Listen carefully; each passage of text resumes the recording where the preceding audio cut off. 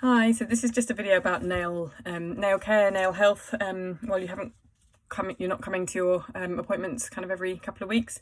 So I think most of my ladies will have taken off their gel polish by now. If you have any questions about removal of gel polish, I do have a little picture post, a couple of posts down on my feed, or just send me a message and I can post it to you about how to take off and how to remove your gel polish safely. But hopefully you will all have removed that by now.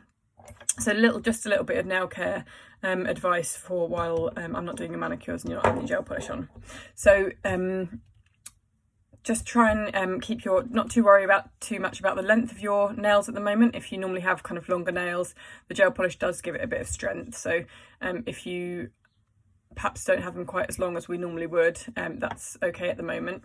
You want a kind of file it's basically like a 180 kind of grit file around that.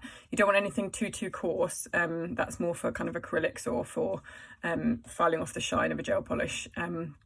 But for actual kind of just shaping your nail, you'd want something like a 180 file, so it's not too coarse. So you can get them in kind of all most shops as well. I do have files here if anyone has any problems getting hold of any of the stuff I mentioned. I do have some files, some cuticle oil and some orange sticks here in stock. So if you need anything like that, then just send me a message and we can organise that, somebody picking it up or dropping it off.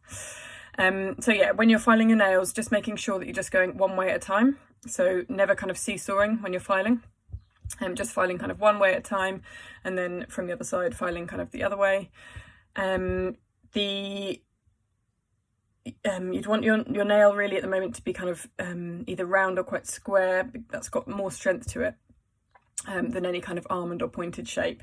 So if you want to try and kind of keep as much length as you can, try and keep them either square or kind of rounded to your natural shape really. And then once they're filed, you want to soak your hands really for about kind of 5 to 10 minutes in some warm water just to soften the cuticles.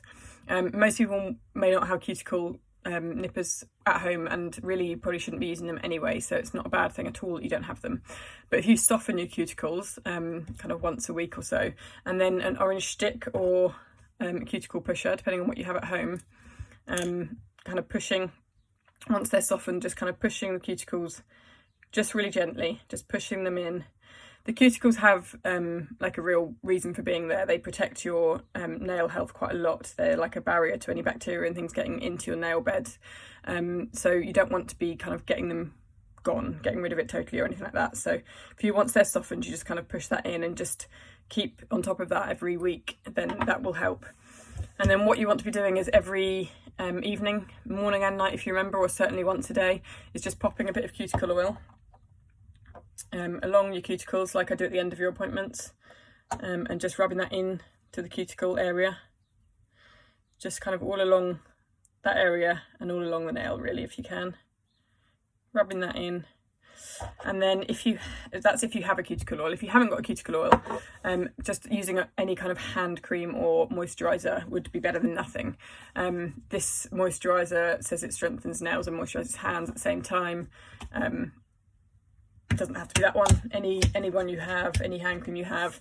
Obviously using it all along your hands, and like I say, if you didn't have a cuticle oil, again kind of using that into that area as well, just to kind of give that a bit of health. The cuticle oil itself does have different oils and minerals that would be better for your cuticles, but if you haven't got it, then just using your moisturiser and just kind of keeping that area soft.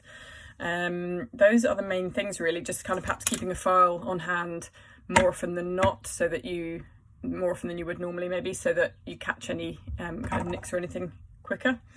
And like I say, perhaps keeping your nails slightly a bit shorter than you may normally would probably be better at the moment.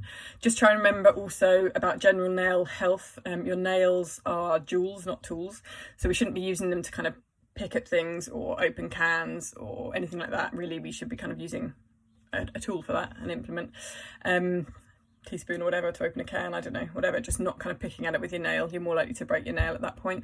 And also making sure general nail health, so and hands really, just wearing washing up gloves when you're washing up, doing the gardening, housework, all the kind of products we're using at the moment with lots of bleaches and cleaners and stuff. Using gloves when you're using all those products, just to keep your nails and hands a bit healthier.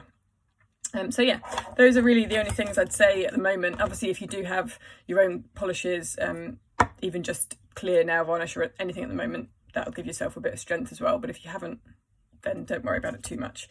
They're not essential, are they? So it's just if you have it and you wanted to put some colour or if you wanted to put any colour or anything on your nails, do make sure you do have your base coat polish on first, then the colour, and then the top coat as well, just to give your nails a bit of protection.